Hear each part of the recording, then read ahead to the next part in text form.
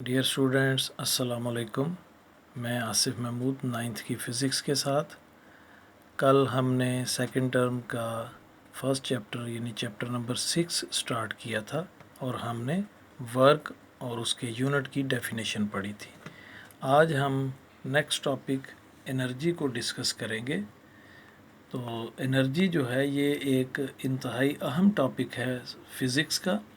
और जैसा कि आपने फर्स्ट चैप्टर में पढ़ा था कि फ़िज़िक्स की डेफिनेशन में आपने पढ़ा था कि फ़िज़िक्स दरअसल है ही मैटर और एनर्जी को डिस्कस करती है और इनके दरमियान जो रिलेशनशिप है उसको डिस्कस करती है। तो इस लिहाज से फ़िज़िक्स का ये बहुत अहम टॉपिक है जिस पे आज हम बात करेंगे।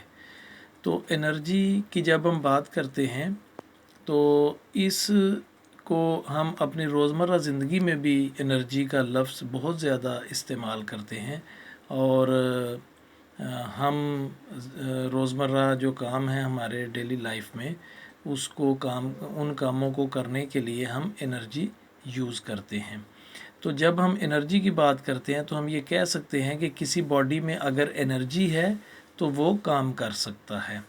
तो इस लिहाज से कोई भी बॉडी जो कोई काम कर सकती है वो दरअसल एनर्जी की वजह से है।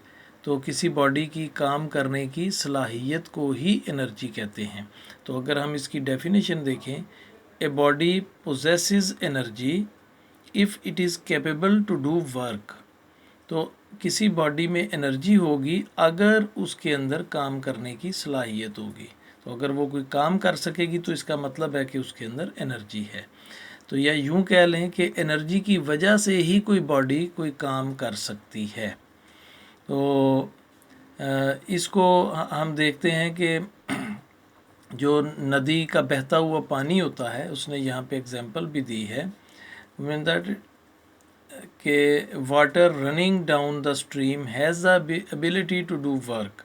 मसलन नदी का बहता हुआ पानी जो है ये काम कर सकता है, इसके अंदर ये सलाहियत होती है। मसलन उसके साथ वाटर मिल चलती है या वाटर टरबाइन चलती है, जैसे कि बिजली बनती है तो ये हाइडल पावर स्टेशन के अंदर पानी के ज़रिए टरबाइन चलाई जाती है जिससे जनरेटर चलता है और बिजली पैदा होती है। तो इसका मतलब है कि जो बहता हुआ पानी है उसके अंदर काम करने की सलाहियत होती है। तो इस दूसरे लफ्ज़ों में हम ये कह सकते हैं कि उसके अंदर एनर्जी होती है। तो एनर्जी जो है किसी बॉडी के अंदर जितनी एनर्जी होगी उतना ज़्यादा वो काम कर सकेगा। और जूं कोई बॉडी काम करती है तो एनर्जी जो है वो सर्फ होती है यानी इस्तेमाल होती है। तो हम खाना पकाने के लिए एनर्जी इस्तेमाल करते हैं, रोशनी के लिए एनर्जी इस्तेमाल करते हैं, मशीनों के अंदर फैक्ट्रियां चलाने के लिए, गाड़ी मोटरसाइकिल कार जहाज़ चलाने के लिए एनर्जी इस्तेमाल होती है। तो ये सारी चीज़ें हैं, मुख्तलिफ़ तरह के काम हैं। तो इन्हीं काम करने के लिए एनर्जी इस्तेमाल होती है। तो एनर्जी जो है, energy exists in various forms such as mechanical energy, heat energy. Mechanical energy क्या होती है? वो एनर्जी जो किसी बॉडी की पोजीशन या मोशन की वजह से हो उसको हम मैकेनिकल एनर्जी कहते हैं। हीट एनर्जी नाम से ही ज़ाहिर है। Light energy, sound energy, electricity energy, chemical energy and nuclear energy, ये मुख्तलिफ़ फॉर्म्स हैं एनर्जी की। तो एनर्जी को हम डिफ़ाइन इस तरह करेंगे, body possesses energy if it is capable to do work. और इसके साथ हम देखेंगे कि एनर्जी का यूनिट क्या है। तो energy is a scalar quantity. Energy जो है वर्क की तरह ये भी एक स्केलर क्वांटिटी है, यानी इसकी वजाहत के लिए डायरेक्शन की ज़रूरत नहीं होती है। तो इट्स ऐसा यूनिट इज़ जॉल। तो इसका ऐसा यूनिट जो है ये जॉल है। तो ये भी आप इसकी डेफिनेशन के साथ शामिल करेंगे।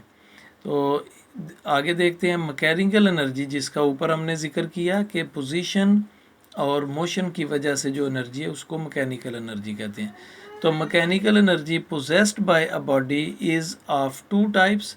इसकी दो किस्में हैं, number 1 kinetic energy and number 2 potential energy. तो डियर स्टूडेंट्स, ये काइनेटिक एनर्जी और पोटेंशियल एनर्जी पे हम कल बात करेंगे। आज के लिए इतना ही। आज का आप होमवर्क नोट कीजिए। आज का होमवर्क है define energy, right its unit और नंबर 2 है what are 2 types of mechanical energy. तो हम इसको मार्क करेंगे। ऊपर आप हेडिंग लिख लेंगे एनर्जी, फिर ये डेफिनेशन लिखेंगे पिंक बॉक्स के अंदर, और इसके साथ ये लिख देंगे energy is a scalar quantity, it's SI unit is joule. और उसके बाद जो दूसरा क्वेश्चन है उसको यहाँ पे मार्क करें, mechanical energy possessed by a body is of 2 types. तो इसको आप लिस्ट की सूरत में नंबर 1 नंबर 2 ये लिख देंगे, एंड काट देंगे और लिस्ट की सूरत में 1 और फिर 2 इस तरह से आप इसको लिख देंगे। तो आज के लिए इतना ही। ये छोटे छोटे 2 शार्ट आंसर हैं, इनको लिखना भी है, याद भी करना है। तो अपना ख्याल रखिए, दुआओं में याद रखिए। अल्लाह हाफिज़।